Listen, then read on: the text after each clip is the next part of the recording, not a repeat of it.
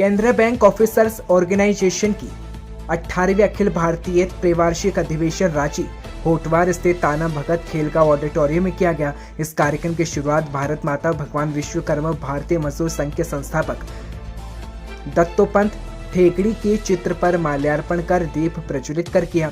कार्यक्रम में मुख्य अतिथि भारतीय मजदूर संघ के अखिल भारतीय सेक्रेटरी वित्त प्रभाग प्रमुख गिरीश चंद्र आर्या के ने अपने संबोधन में पूरे देश में उपस्थित केनरा बैंक के जनप्रतिनिधियों से और प्रतिनिधियों को संबोधित करते हुए कहा कि वित्तीय क्षेत्र में चुनौतियों और उसके निदान के लिए भारतीय मजदूर संघ के द्वारा जो प्रयास किए जा रहे हैं उसके बारे में विस्तृत चर्चा की। बता दें, आयोजन में national organisation of bank officer के कार्यक्रम में केनरा बैंक ऑफिसर्स ऑर्गेनाइजेशन की ओर से अधिक मजबूत करने पर बल भी दिया गया।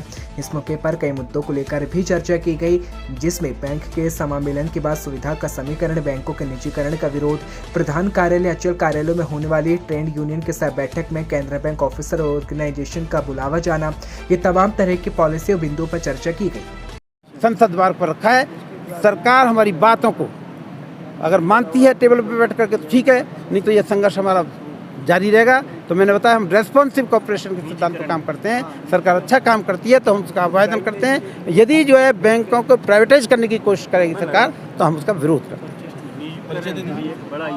मैं गिरीश आर्य भारतीय मजदूर संघ का अखिल भारतीय मंत्री हूँ और जो उद्योग के नाते total banking, insurance, currency and coins उसका मैं इंचार्ज हूँ। भारतीय अर्थव्यवस्था में बैंकों का बड़ा महत्व और हम कह सकते हैं भारतीय अर्थव्यवस्था में बैंक्स जो है वो बैकबोन है, रीढ़ है। और बैंकों ने तो गजब का काम किया है, चाहे हम कोरोना काल में, कोरोना काल के बाद भी। अभी करोड़ों ऐसे लोग जो कोरोना काल में जिनके रोजगार चला गया, ऐसे करोड़ों लोग को 10-10 हज़ार रुपये देकर वेंडर स्कीम चालू की।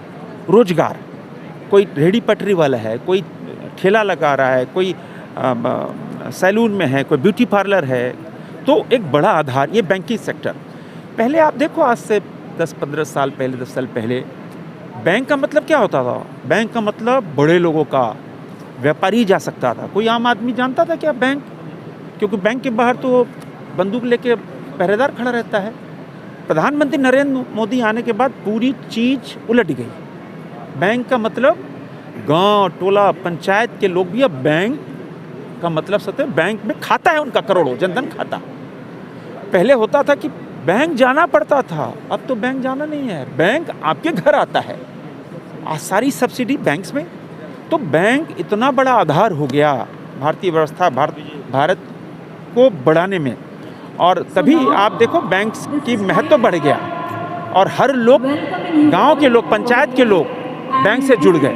ये बड़ी अर्थव्यवस्था का एक बहुत बड़ा कार्य है। और भारतीय मजदूर संघ, कोई भी मजदूर संघ होता है तो बोलते हैं मजदूर संघ माने हड़ताल, मजदूर संघ मतलब तालाबंदी।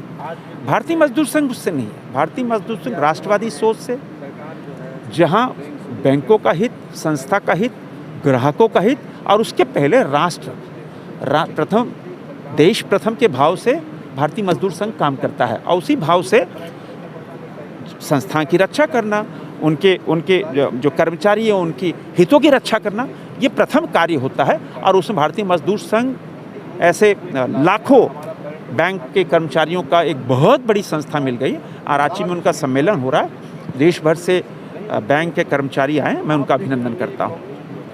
ठीक सब ये तो मजदूर संघों के साथ साथ भारतीय मजदूर संघ का भी ये मानना है कि बैंकों का निजीकरण जो है वो राष्ट्र हित में नहीं है। और लोगों को यह शंका है कि अगर जो आप योजनाएं बता रहे हैं जनधन वगैरह की, अगर निजीकरण हो जाएगा तो वो उस तरह बैंक काम नहीं कर पाएंगे जाने। देखो, आप बैंक भारतीय अर्थव्यवस्था को कैसे एक बैकबोन बन गया, मैं वो बता रहा हूँ। माने बैंक, हम अंत्योदय की बात करते हैं। अंत्योदय मतलब जो समाज का अंतिम व्यक्ति है, वहाँ तक बैंक पहुँच गया। हम राष्ट्रभाव से काम कर रहे हैं। और इसीलिए अभी आप देखो, बैंकों का जब पहले इंदिरा गांधी जी के समय में राष्ट्रीयकरण हुआ था, और अभी बैंक को एक बहुत सरलीकरण करके हम गांव-गांव, टोला-टोला हर नागरिक तक पहुंचा रहे हैं। और उनके हितों की रक्षा और राष्ट्र को कैसे आगे बढ़ाए, इस व्यवस्था में पूरी बैंक लगी है। ठीक है।